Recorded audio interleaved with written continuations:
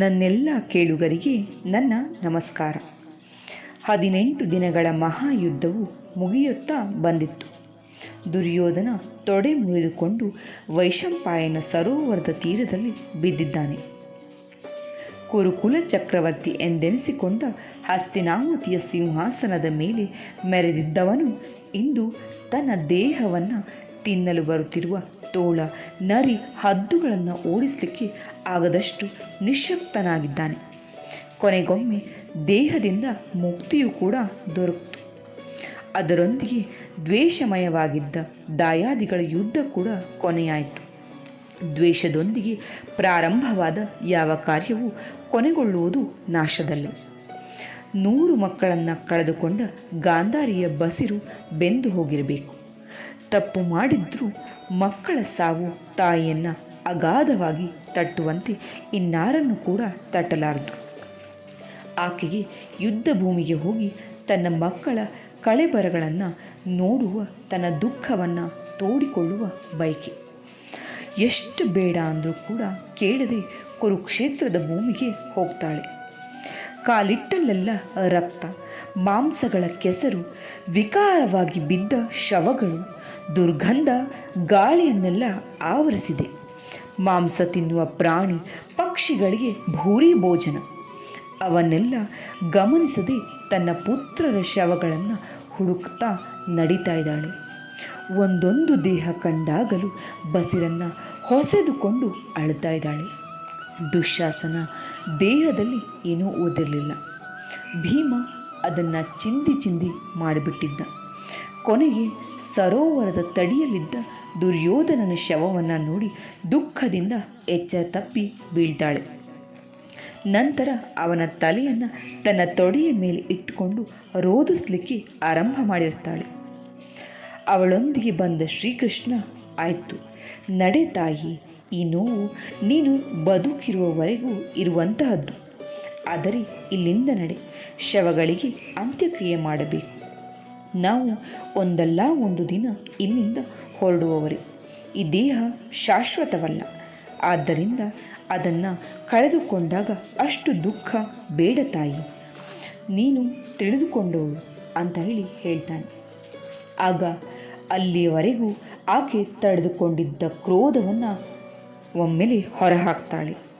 ಮನಸ್ಸಿನಲ್ಲಿ ಕುದಿಯುತ್ತಿದ್ದ ರೋಷ ಲಾವಾರಸದಂತೆ ಹೊರಕಿಚ್ಚಿಮಿತು. ಕೃಷ್ಣ, ನನಗೆ ಗೊತ್ತು, ಈ ಎಲ್ಲ ಅನರ್ಥಗಳಿಗೆ ಕಾರಣ ನೀನೇ. ಯುದ್ಧದ ನೆಪ ಮಾಡಿಕೊಂಡು ಪಾಂಡವರನ್ನು ಎದುರಿಗೆ ಇಟ್ಟುಕೊಂಡು ನನ್ನ ಮಕ್ಕಳನ್ನು ಕೊಲ್ಲಿಸಿದವನು ನೀನೇ. ಈಗ ನಾನು ಎಲ್ಲಿಗೂ ಬರುವುದಿಲ್ಲ. ನನ್ನ ಮಗನ ಶವವೊಂದಿಗೆ ಇಲ್ಲಿಗೆ ಕುಳಿತುಕೊಂಡು ಬಿಡ್ತೀನಿ. ಬೇಡ ತಾಯಿ, ಈಗ ಸಂಜೆಯಾಗ್ತಾ ಇದೆ. ರಾತ್ರಿ ಯುದ್ಧ ಭೂಮಿ ಭೀಕರವಾಗ್ತದೆ. ನಿನಗೆ ಹಸಿವೆಯಾದರೆ ಏನೂ ಸಿಗಲಾರದು ಇಲ್ಲಿ ಅಂತ ಮನವೊಲಿಸಲಿಕ್ಕೆ ಪ್ರಯತ್ನಿಸ್ತಾನೆ ಕೃಷ್ಣ. ಆಕೆ, ನಾನು ಸತ್ತರೂ ಚಿಂತೆ ಇಲ್ಲ, ಇಲ್ಲಿಂದ ಬರಲಾರೆ ಅಂತ ಅವನನ್ನು ಕಳಿಸಿಬಿಡ್ತಾಳೆ. 2 ದಿನ ಅಲ್ಲಿಯೇ ಕುಳಿತು ಇರ್ತಾಳೆ ಗಾಂಧಾರಿ. ಸುತ್ತಲಿನ ವಾತಾವರಣ ಹದಗೆಡ್ತಾ ಇತ್ತು. ತಮ್ಮ ಸಂಬಂಧಿಕರನ್ನು ಕಳೆದುಕೊಂಡ ಬಾಂಧವರ ಅಳುವಿನ ಕೂಗು ಎಲ್ಲೆಡೆ ಮುತ್ಕೊಳ್ತಿತ್ತು. ಗಾಂಧಾರಿಗೆ ಹಸಿವು ಕಾಡ್ತಾ ಇತ್ತು. ಆಕೆಗಿನ್ನೂ ಹಸಿವು ಸ್ವಲ್ಪವಾದರೂ ಕೂಡ ಹಿಂಗಿಸಿಕೊಳ್ಳದೆ ಬದುಕುವುದೇ ಸಾಧ್ಯ ಇಲ್ಲ ಅಂತ ಅನ್ನಿಸ್ತಿತ್ತು. ಅಲ್ಲಿ ಏನು ಸಿಕ್ತು ತಿನ್ನಲಿಕ್ಕೆ ಅಂತ ಅತ್ತಿತ್ತ ನೋಡ್ತಾ ಇದ್ಲು. ಒಂದು ಮರದ ಟೊಂಗೆಯ ಮೇಲೆ ಒಂದು ಸತ್ತ ನಾಯಿಯ ಮಾಂಸ ತೂಗಾಡ್ತಾ ಇತ್ತು. ಬೇರೆ ಗತಿ ಇಲ್ಲದೆ ಅದನ್ನೇ ತಿನ್ನಲಿಕ್ಕೆ ತೆಗೆದುಕೊಳ್ತಾಳೆ. ಆಗ ಮತ್ತೆ ಬಂದ ಕೃಷ್ಣ, ಬೇಡ ತಾಯಿ, ನಿನಗೆ ನಾನು ಆಹಾರವನ್ನು ತಂದಿದ್ದೇನೆ. ದೇಹದ ಸ್ವಭಾವವೇ ಹೀಗೆ. ಎಂಥ ಸಂದರ್ಭಗಳಲ್ಲೂ ಅದು ತನ್ನ ಅವಶ್ಯಕತೆಗಳನ್ನು ಮರೆಯುವುದಿಲ್ಲ. ಅದು ನಿರ್ಧಾರಿತ ಸಮಯಕ್ಕಿಂತ ಒಂದು ತುಸು ಹೆಚ್ಚು ಕೂಡ ಉಳಿಯಲಾರದು. ಅದನ್ನು ನಿಗ್ರಹಿಸುವುದು ಬೇಡ. ಅದೇ ರೀತಿ ನಿನ್ನ ಮಕ್ಕಳ ದೇಹ ಬಗ್ಗೆ ಕೊರಗಬೇಡ. ಅದು ಬರೀ ಬಟ್ಟೆ. ನಿನ್ನ ಮಗನೆಂದು ಗುರುತಿಸಿಕೊಳ್ಳುತ್ತಿದ್ದಂತಹ ಒಳಗಿನ ಚೈತನ್ಯ ಯಾವತ್ತೂ ಹಾರಿ ಹೋಗಿದೆ. ಬಟ್ಟೆಗೇಕೆ ಇಷ್ಟು ಚಿಂತೆ? ನಡೆ ಮನೆಗೆ ಅಂತ ಕರೆದುಕೊಂಡು ಹೋಗ್ತಾನೆ. ನಂತರ ಗಾಂಧಾರಿ ಊಟವನ್ನು ಮಾಡಿ ಹಸವನ್ನು ಪೂರೈಸಿಕೊಳ್ತಾಳೆ.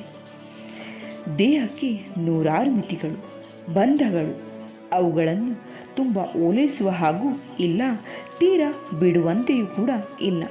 ಅದಕ್ಕೆ ಎಷ್ಟು ಬೇಕು ಅಷ್ಟು ಮಾತ್ರ ಗಮನವಿಟ್ಟು ಅವಶ್ಯಕತೆ ಪೂರೈಸಿದರೆ ಅದು ನಮ್ಮ ಸಾಧನೆಗೆ ಸಮರ್ಪಕವಾದಂತಹ ವಾಹನವಾಗ್ತದೆ ಅಂತ ಹೇಳಲಿಕ್ಕೆ ಈ ಒಂದು ಸುಂದರವಾದ ಕಥೆಯನ್ನು ಹೇಳಿದೆ. ಬಹುಶಃ ಈ ಕತೆ ನಿಮಗೆ ಅರ್ಥ ಆಗಿದೆ, ಮೆಚ್ಚುಗೆ ಆಗಿದೆ ಅಂತ ಹೇಳಿ ಭಾವಿಸಿದ್ದೀನಿ. ಕೇಳಿದ್ದಕ್ಕೆ ಹೃದಯಪೂರ್ವಕ ಧನ್ಯವಾದ.